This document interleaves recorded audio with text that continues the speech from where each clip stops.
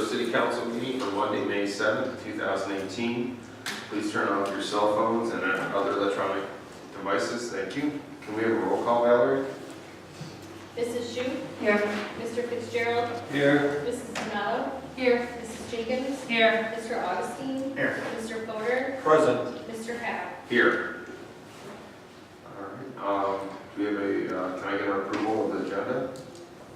So moved. Second. All in favor, say aye. Aye.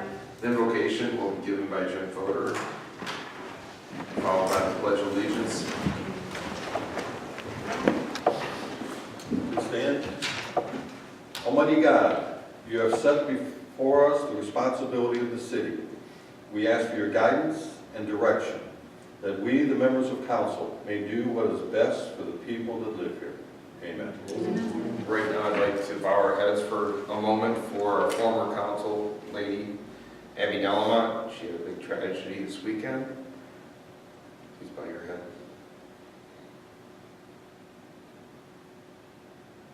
Thank you.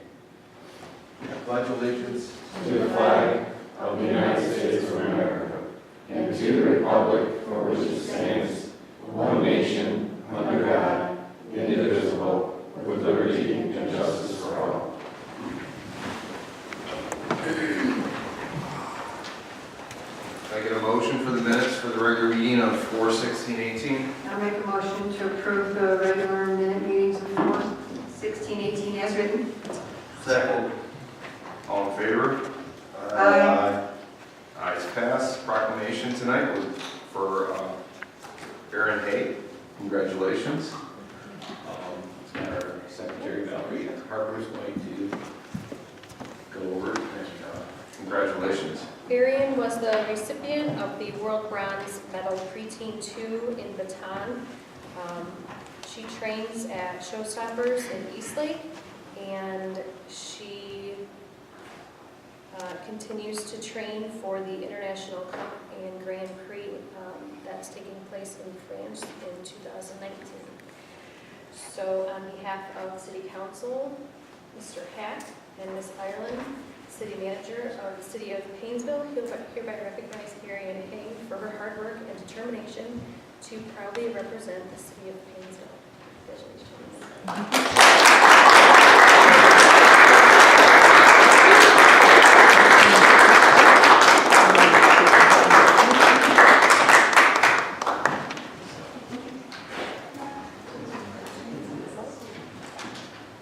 We now recognize visitors. Please raise your hand if you wish to speak. When called upon, please use the podium. Clearly state your name and address into the microphone and limit your comments to 3 minutes. Any dialogue must be conducted through me as President of Council, although your comments or questions can be addressed to the Council, the Administration, or both. Anybody would like to speak? All right. Right now, we will move into committee reports. We will now get the committee report from the Economic Development. That would be me. So the Economic Development Committee, last week, we chose to move forward with Lakeland Community College, a nonprofit and public service center, to facilitate a strategic plan. The next step in this is to invite key stakeholders to participate in the process. They're looking at having that initial meeting in June of this year. We discussed the John F. Clare Award. As you may remember, the Economic Development Committee made the recommendation to bring that award back. We're going to be requesting nominations for this distinguished award in September's Speaks of Painesville. And the award is given to a resident or business owner who has made significant contributions to economic development in the city of Painesville. And then we went into an executive session to discuss sensitive information in relation to ORC 121.228. That's it. Thank you. Right now, we will move into legislation. If you wish to comment on legislation, you must request to do so at this time. Those make such requests will be called upon after the reading. Any dialogue must be conducted through me as President of Council. All of your comments or questions can be addressed to the Council, Administration, or both. When called upon, please use the podium. Clearly state your name and address into the microphone and limit your comments to 3 minutes. So we have legislation for possibly ordinance number 1. It's going to be on the table. Anybody? And then ordinance number 2. Okay. Legislation, we'd like to move to ordinance number 1. We have a presentation from our administration, Kathy Peterman. I'd like to make a motion to untable ordinance Second. number 1. Roll call. Mr. Fitzgerald. Yes. Mrs. DeMello. Yes. Mrs. Jenkins. Yes. Mr. Augustine. Yes. Mr. Fodor. Yes. Mrs. Shu. Yes. Mr. Pat. Yes. Okay, it's untabled, and Kathy, if you could do. Yes, thank you. So as you requested, we conducted a study and implemented council's recommendations that were based off of the National League of Cities report, Food on Wheels, best practices for integrating food trucks into city life. Those 5 points, if you recall, included holding a town hall forum and private meetings with key stakeholders, encouraging dialogue and building of relationships among the competing stakeholders, implementing a pilot program to determine what regulations to adopt, using targeted practices as a way to address underserved areas of the city, and identifying private lots and creating partnerships for mobile vendors to gather within locations within the city. The first initiative that we did was a public forum that was held on November 20th for local restaurants, organizations, food trucks, and vendors.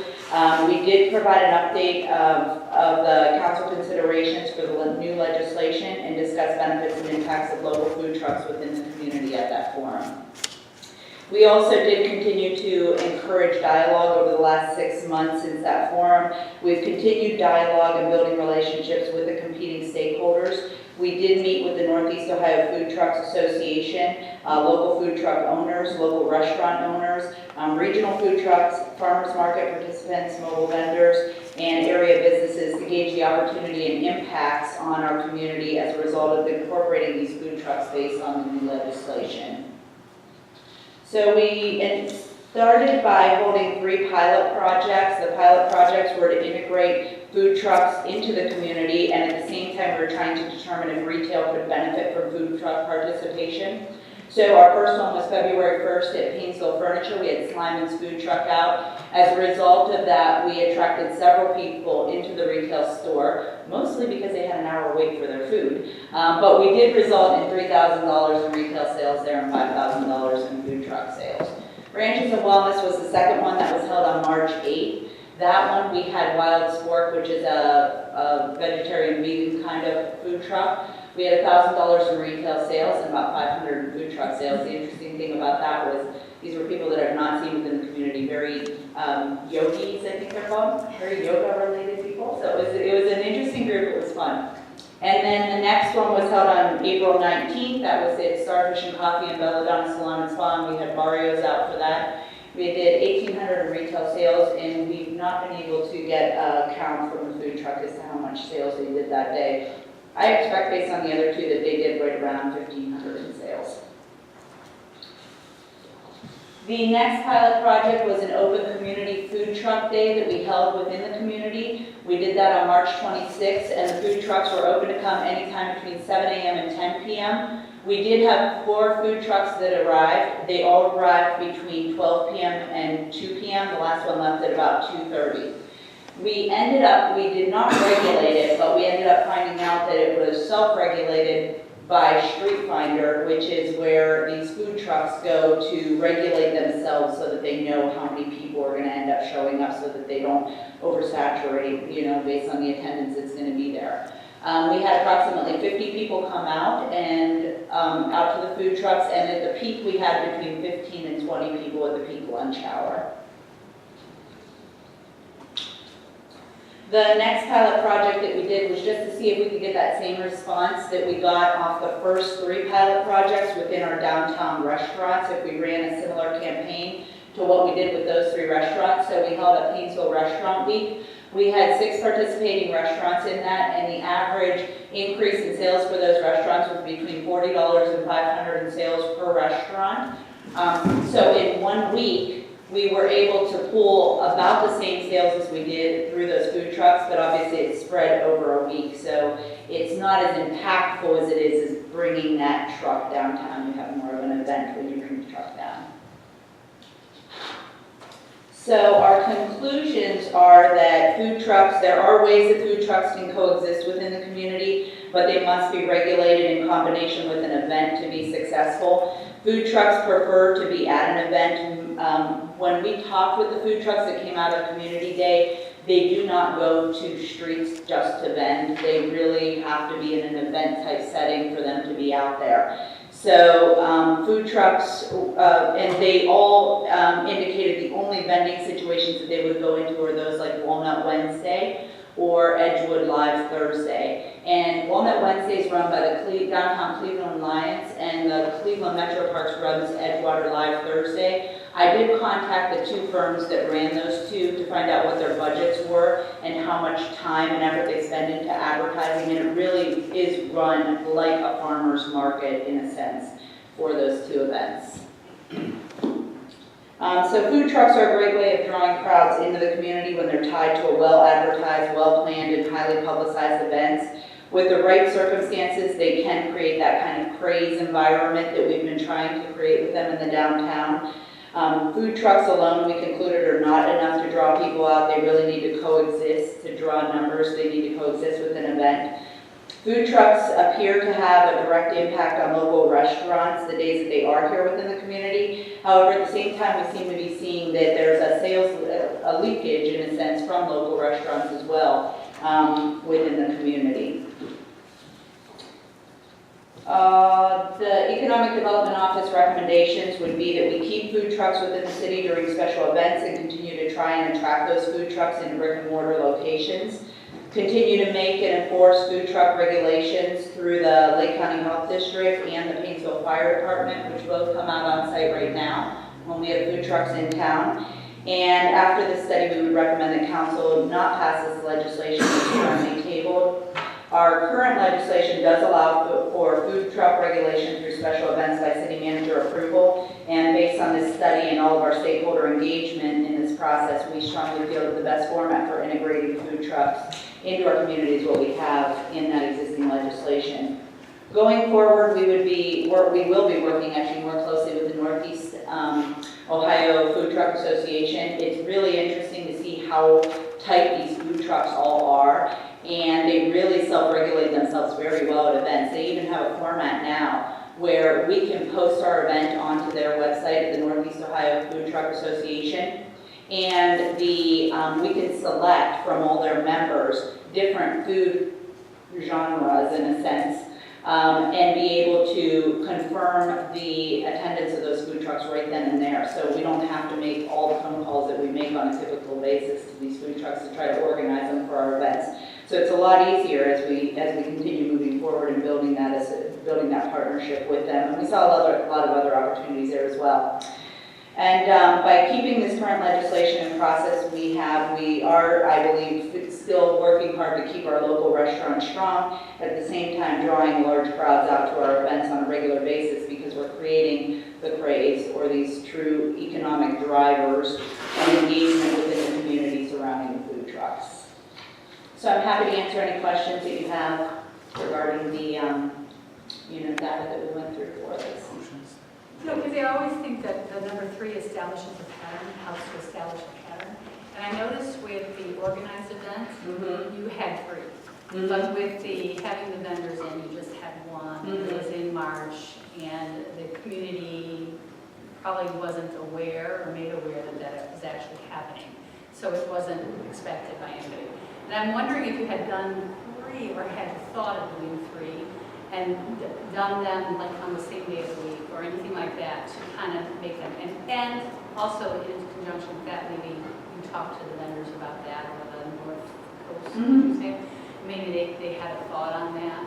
Yeah, so we actually, what's interesting is that we had less participation in the 3rd one of those retail. It seemed to drop off, like people were kind of used to them coming, and it wasn't a craze anymore for them to be there. with the notice that we sent out on the community day, we actually had more hits on that, Facebook-wise, than we did some of the pop-up shops. However, we didn't draw the numbers out there, and I do believe that it was because it wasn't an event-like setting. So there wasn't more surrounding it than just the food trucks. We did ask the food trucks if they would come back out, and they had indicated they would not come back out based on the numbers that were there. So what they recommended to us is they recommended that we have a band or have it in conjunction with live music, consider having alcohol there, and consider doing a larger budget to support advertising for that type of a venue. And they really did cite Walnut Wednesday and the Edgewater Live Thursday. I think it's Thursday, Edgewater Live. So those two are the ones that they kind of used as an example for on-street vending.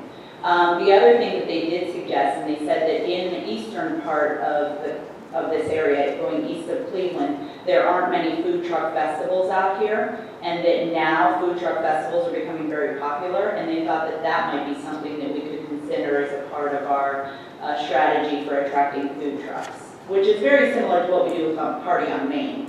So Party on Main is all food trucks now. You have Disco Inferno down there, that's coming up this May 18th, coming week. So that's an example of where you will draw huge crowds based on the fact that you have live music, you have beer, you have great food from the area food trucks. Any other questions? Move to approve. Her recommendation is to not approve. Well, but we still have to make a motion to approve and then vote in the negative or affirmative. Correct. Yes. Second. Mrs. Denalo? No. Mrs. Jenkins? No. Mr. Augustine? This is to approve the Legislation. Say no. no. Mr. No. Christine? Well, I see. No, I want to make sure that I had it right in my head. Mr. Fodor? No. Mrs. Shute? No. Mr. Fitzgerald? No. Mr. Hack? No. This is something we're- Motion does not pass. All right. Okay. It's not passed. So this is gone. Ordinance number 2, first reading. An ordinance amending section 167.071 of the Painesville Code of 1998 relating to the classification and compensation plan and declaring an emergency. Move to suspend? Second. Mrs. Jenkins?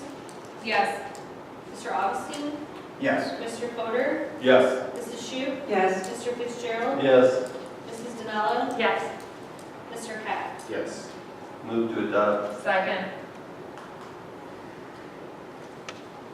Mr. Augustine? Yes. Mr. Fodor? Yes. Mrs. Shute? Yes. Mr. Fitzgerald? Yes. Mrs. Denala? Yes. Mrs. Jenkins? Yes. Mr. Hack? Yes. Ordinance number 2 passed. Unfinished business, community center. Mr. President, I have a couple things I'd like to say about that Yes. again.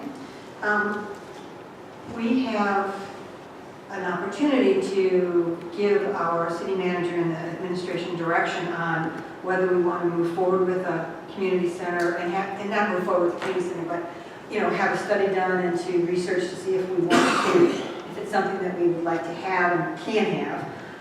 So we kind of have two options here. We can either say, there is a 2003 report that was commissioned by the former administration to talk about what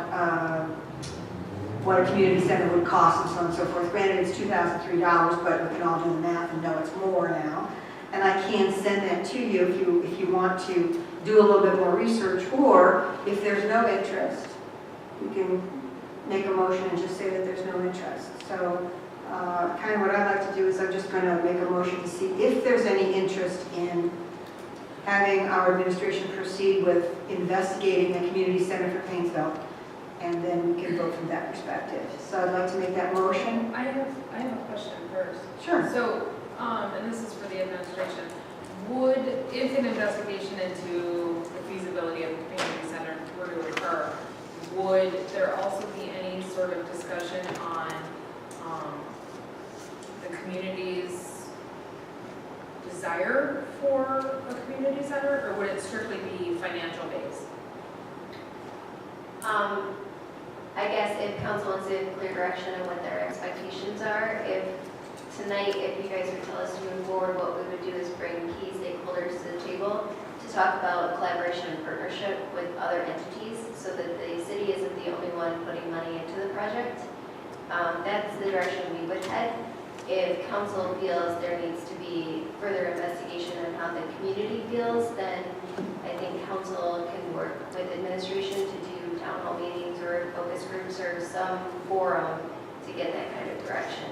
It's up to council if they want to make a decision or they want to wait and have the community make a decision.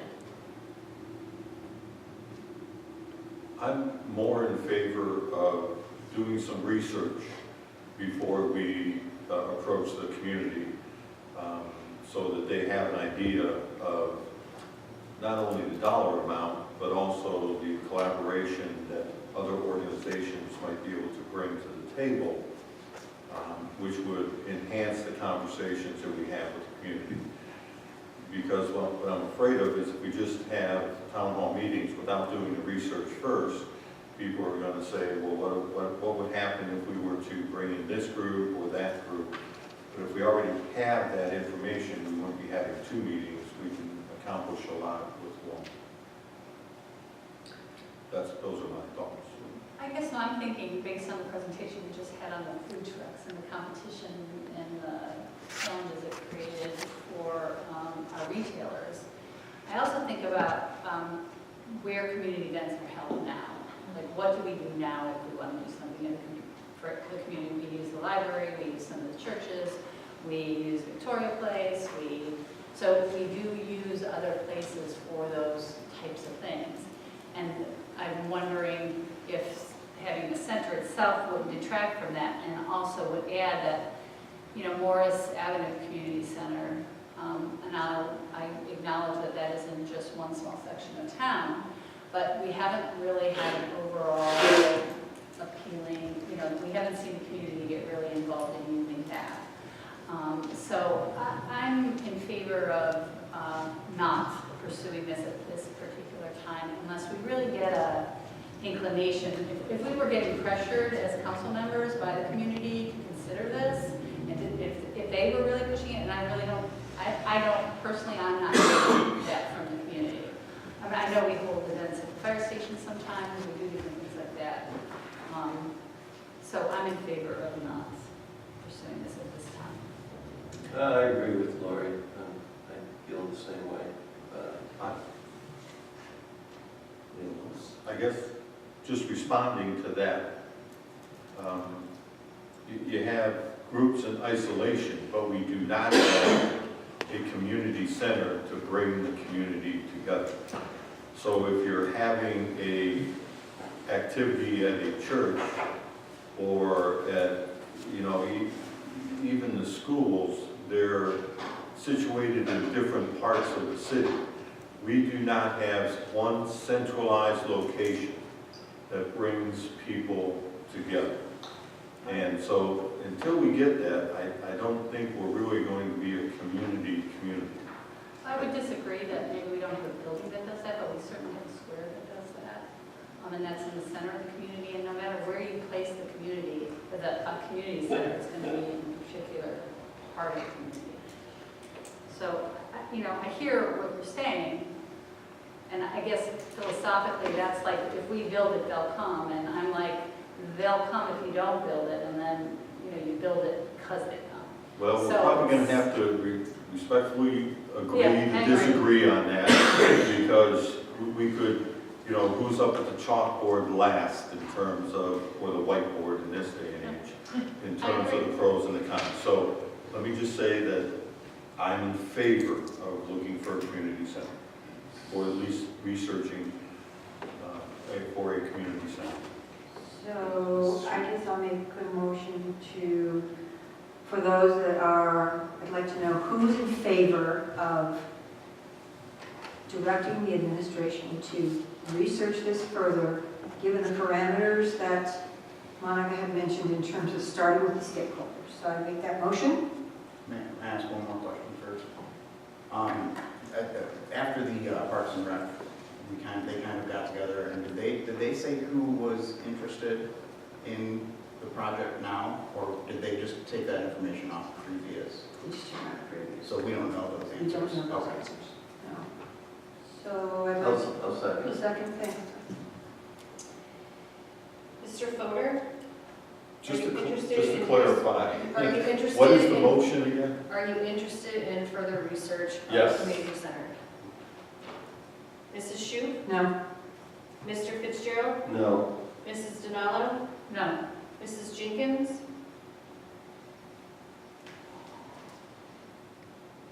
No. Mr. Augustine? No. Ms. Hack? No. Thank you for your update. We'll move to new business, which we have none. Department presentation, none. Administrative reports, law director, I've done it this time. city manager. I just want to bring one update. Council's aware, but I don't think the public is, so I just wanted to let the public know. We did, as part of the Tax Cuts and Jobs Act of 2017, there was a creation of a new economic development program called Opportunity Zones. So staff worked very hard with other key stakeholders to get our application into the governor. He appointed us to the federal level to get a designation of opportunity zones, and we have received that designation. The idea behind that is to allow for private investment into the public sector. So it allows for federal tax incentives for taxpayers who reinvest unrealized capital gains. At this point, the state of Ohio has not finished their legislation, so we don't quite know what that's going to look like. But the governor is supposed to take into consideration that the community can absorb new capital, they can house local entrepreneurs, they can connect to markets, population centers, and anchor institutions. So we are in a very good position to meet all of those criteria. So I met with the governor's office last week just to touch base to see where we're at. And at this point, we don't have clear direction, but we are keeping that conversation open. So there's no guarantee that it's going to bring money to the city, but being given that designation, which is, governors were only allowed to nominate 25% of their low moderate income communities. So the fact that we were even on the list to get to the federal government was, credit goes to staff to make sure that that happened. So I just wanted the public to know that we did move forward with that and that we will bring updates back once we know what that means and hopefully can get some private investment into the city. That's all I have. Thank you. Correspondence, clerk of council. The next regular council meeting will be held Monday, May 21st at 7:30. Painesville Summer Camp begins May 29th. If you haven't already registered, there still is room. May 12th is Painesville Kids Yard Sale from 9 a.m. to noon at Morris Avenue Community Center. May 18th is Party on Main from 6 p.m. to 10 p.m. May 24th is the beginning of the Farmers Market, and it runs from noon to 4. May 28th is the Memorial Day Parade. It starts at 10 a.m. at Riverside Cemetery. And the deadline for pride articles is June 1st. Thank you. Closing comments, Nick? I just wanted to make a comment. Last Friday was the Downtown Painesville Organization's Chocolate Walk, and I don't think I've given an update on them since they've moved, but they've recently moved to the Gage House. And they did their first little event at the Gage House. I thought it was a nice little event. But I just wanted to give a heads up. Tomorrow's merchant meeting will be at the Gage House at 8 o'clock in the morning. Thank you. Jim? I'm good. Christine? Well, I think spring's here, and I know my grass is growing, although it's already been cut, but I just kind of want to remind everybody that the daffodils are pretty tall as I was driving around, and there's a certain... Dandelions, and the daffodils are out too, but the dandelions in the yard, yeah, the dandelions, they're both tall. the dandelions are pretty tall at this point, so I think it's 6 inches. So if you see somebody in your yard with a new ruler, it's probably time to start that mower and get it cutting. So I just want to put that out there that it's spring's here. So that's it. Lori? Thank you. I just want to say I cut my grass on Wednesday, and by Saturday, the dandelions were up. So it's really a lot to keep up with at this time because of all the rain. So I hope our rulers are not too early and give our public a chance in the rain a chance to stop. I also wanted to share that I appreciate all the work that Kathy did on the food truck legislation and the staff in general, because I think we first did a lot of work to present legislation to council that covered a lot of issues that we knew were there before it happened, so that took a big investment of time, and then all that Kathy did. So again, thank you for all that you did to get that done. The other thing I wanted to do is publicly offer my condolences to the Delamont family on the loss of their son. I would share that Abby's spirit of generosity is something I was really thinking about today, and I know that we all know her. And I do remember, first of all, she's been a great mentor to me as a council member, and I have always appreciated that about her. So in the spirit of her today, I know that we have been doing a donation drive on collecting school supplies, and that our staff has been able to wear their Cavs gear. I don't have Cavs gear to wear. I don't watch Cavs game, and if you really ask me today whether or not they're playing again, I don't really know. So, but in the spirit of Abby, I wanted to take the time, and she always did it this way. She brought out her bag of stuff, and she just kind of put out on the table all the things that she had bought to contribute to the stuff that the staff was doing. And Monica, if you want to wear your Cavs stuff tomorrow and your jeans in celebration of this, you go right ahead. So this is my stuff, and I'll pass it down to Valerie in a few so that she can get to where the boxes of your collection. That's all I have. Katie? I would also like to offer my condolences to the Delamont family. We received news tonight that there will be a celebration of life for Alex on Friday, May 11th at 1 p.m. in the Morley Music Hall. Is that what we call it? Okay. And so, you know, along those lines, I would also like to just say, if you or anybody you know is having a difficult time, there are a ton of resources in Lake County. Hopefully, if you're watching this, you're listening, please, seek help. Our Lake County Adams Board has a line, it's the 211 line, and you literally dial 211, and they will be able to link you with any resources, whether they be financial, mental health, counseling, family resources, whatever, but also our Lake County Crisis Hotline, which is 953-TALK, I believe that's 8255. That is a 24/7 resource, and everybody's crisis is a different crisis. You don't necessarily have to be on fire to be in crisis, so just please keep that in your cap and use it when you need it. And that's it. Thank you. Tom? I'd also like to offer my condolences to the family. And thank Kathy for all her hard work. Thank you very much. It was a nice presentation. And thanks a lot, Christine. I have to mow my lawn tomorrow. But I'm only going to mow the front. Thank you. I've known Abby now for over 20 years and was at her son's graduation, and they've been just a wonderful Painesville family, Lake County family, and just so sorry. 8:30 at Hardy High School, they will be giving out awards for their students. Congratulate the valedictorians. My daughter's one of them. And also, I would like to congratulate the new superintendent of Painesville City Schools, Josh Engelhardt. He's a neighbor of mine, so it's nice to have somebody local. And at this point, can I get a motion to adjourn to executive session, please?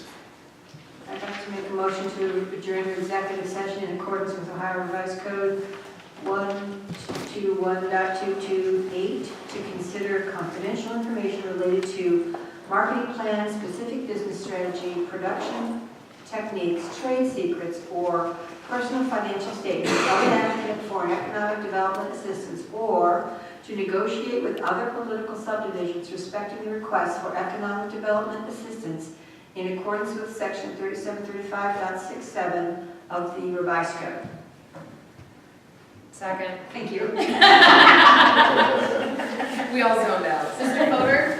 Yes. Mrs. Shute? Yes. Mr. Fitzgerald? Yes. Mrs. Denello? Yes. Mrs. Jenkins? Yes. Mr. Augustine? Yes. Mr. Hack?